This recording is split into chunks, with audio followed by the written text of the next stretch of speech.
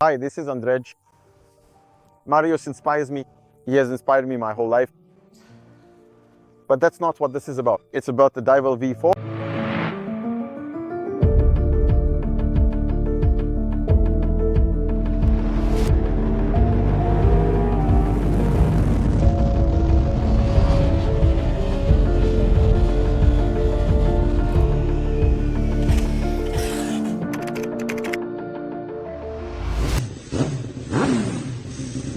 I have a sentimental and personal connection with the Ducati Diavel because the first Ducati Diavel, which appeared here in 2012, if I remember correctly, was my first motorcycle after I moved to Warsaw to start working at Motormania.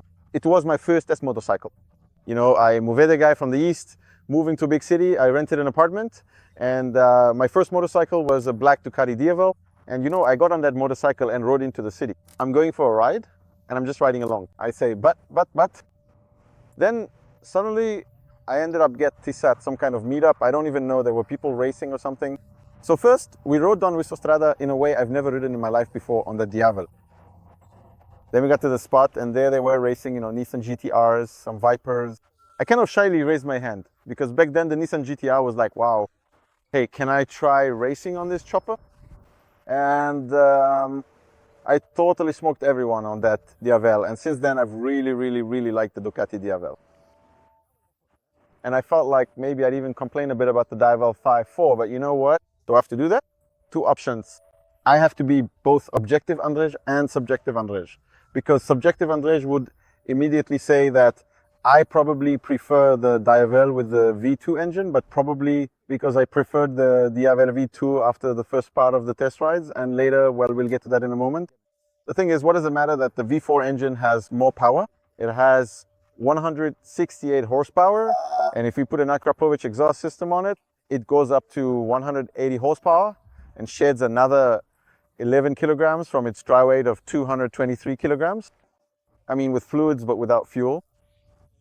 Well, think to yourself, this is a truly remarkably fast machine, but this incredible engine is so incredibly gentle, so wonderfully predictable, so exceptionally gentle that we drove it with complete ease. Today, you know, I'm unwinding the gas, and I missed this one, you know, Andrew, shot, let's go.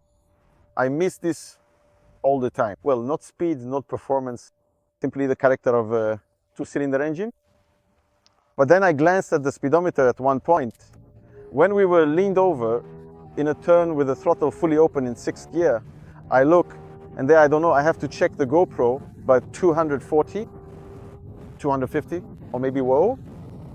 And you think to yourself, how is it possible that I'm riding at such a speed and I'm not afraid of it?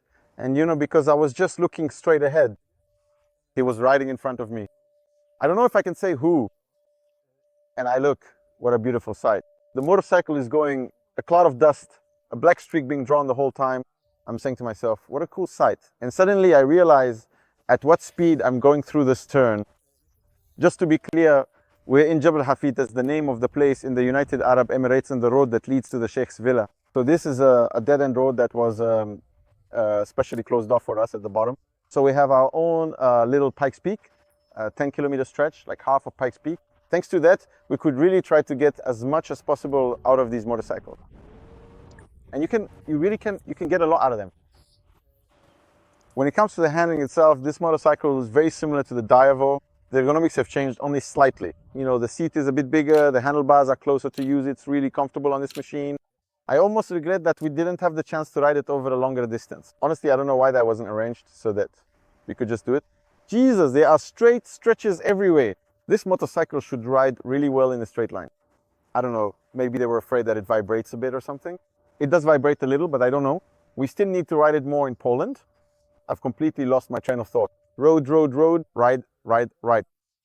The ergonomics are very comfortable, very similar to the previous Diavel.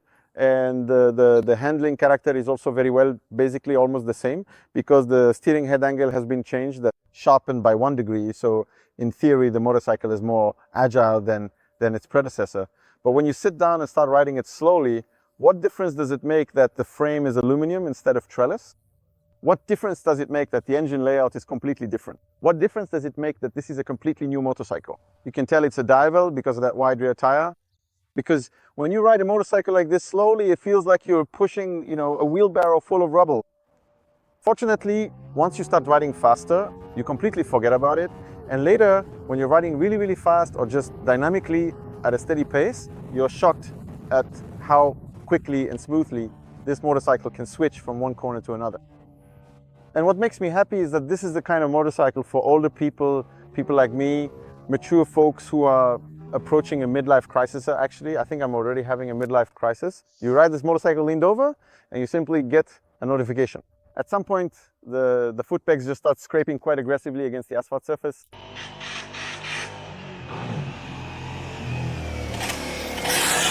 And with those tires, we still have so much grip that you're just completely safe. It's not like they start scraping the asphalt too early. We're already riding really dynamically. If we start hanging off the bike, we can straighten it up a bit more and go even faster. But if you just want to relax, you know how it is. And you're safe in the corner, just enjoying rolling on the throttle, revving it up. The speed at which this machine revs up is unbelievable.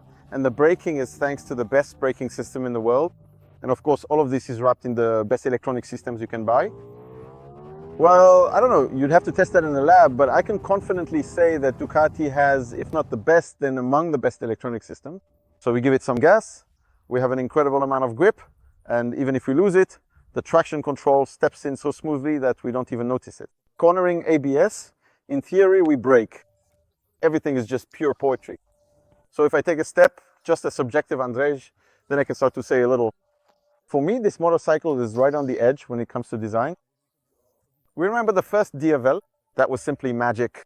Satan in his purest form. This bike has been smoothed out a bit. Those LED daytime running lights all around. I've seen them on other motorcycles before. Benelli? Matrix taillights. Yeah, okay, that's a bold move. This is what Italians should do, but they are also quite specific. But if I had to choose between these and the previous ones, I'd rather have these. Because the previous ones look just like on the Bahaj Dominator. The exhaust system, well, damn, look at it. The wheel, it's right on the edge of being just plain tacky. I wouldn't call it elegant. It's definitely spectacular. It's definitely interesting. It's definitely designer, but is it elegant? I'm not so sure. And then there's this engine, which is just different. It's smooth, it's fast, it's amazing, and you really can't complain about it. Same goes for the gearbox, the quick shifter. It's got that character. Different, totally different.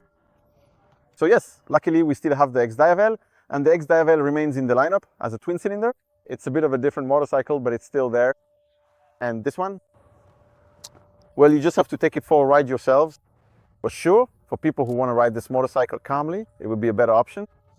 But for those who like to get that warning punch in the gut from their machine when they twist the throttle, well, I'm not sure they'll switch to this bike. I'm really curious. And that would be the most valuable information for Mayfairers of the Diavel or the 1260 or the previous model. Go for a test ride on this one, take it for a spin, and then let me know whether they'd switch or if they'd rather stick with their own. If you want to imagine how this motorcycle rides, and you've ridden various Ducatis before, it rides just like a Ducati, because honestly, all these bikes are very similar to each other. And if you're thinking about the Multistrada, the Street Fighter, and this one, this bike fits right in between the Street Fighter and the Multistrada. It's as comfortable as the Multistrada, of course. It doesn't have wind protection, but at the same time, it's sportier than the Multistrada. It's more of a Street Fighter style. They call it the Mega Monster. And honestly, I'd agree with that. It's a mega monster, like I said, for older people. Because what I like about this concept is that you don't even have to lift your leg high to get on it. That's it. The rest will be in the magazine, whatever I haven't said here.